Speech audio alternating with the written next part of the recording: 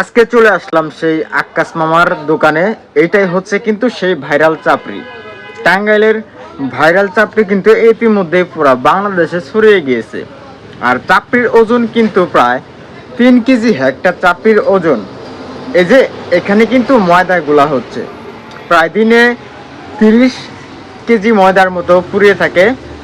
আমরা আসার পরেই প্রায় 15 কেজি ময়দা ইতিমধ্যে পুড়িয়ে গিয়েছে। তো আবারও কিন্তু গুলা হচ্ছে। দেখুন, চাপড়ির ওজন কিন্তু প্রায় 3 কেজি। এই যে উঠানো হচ্ছে, তো আপনারা দেখেই কিন্তু বুঝতে পারতেছেন যে একটা চাপড়ির ওজন কতটুকু হতে পারে। আর এই চাপড়ি কিন্তু দূর দূরান্ত থেকে লোক আসে খেতে।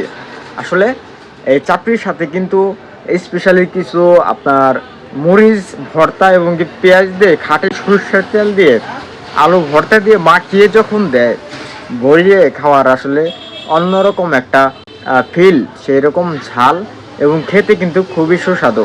এই জায়গায় কিন্তু বিভিন্ন শ্রেণীর মানুষ আসে, বসে এবং কি মুখরুচিভাবে এই চাপড়িগুলা খেয়ে যায়। তো অল্প দামে 20 টাকায় কিন্তু ভরপুর পেট ভরে যায়। বড় বড় রেস্টুরেন্ট, বড় বড় হোটেল, ওই সমস্ত জায়গার থেকে এই খাবারটা ভাই কি বলবো, অন্যরকম একটা টেস্ট।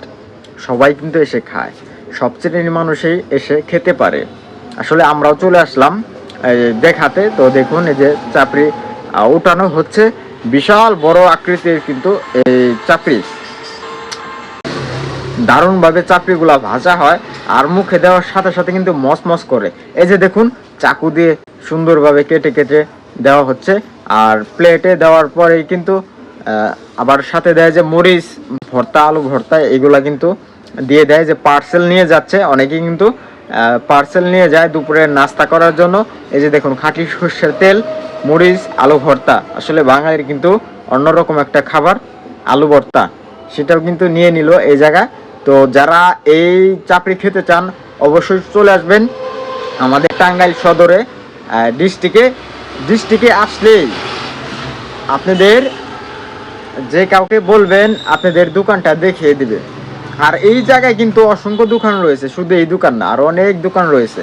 অবশ্যই যারা দূর থেকে আসতে চান আসতে পারেন। লোকেশন আমি আপনাদের দিয়ে দিলাম, টাঙ্গাইল সদর ডিস্ট্রিক্টে। তো ডিস্ট্রিক্টে আসলে আপনারা এই দোকানটা পেয়ে যাবেন। যারা আসতে চান জলদি আসছেন।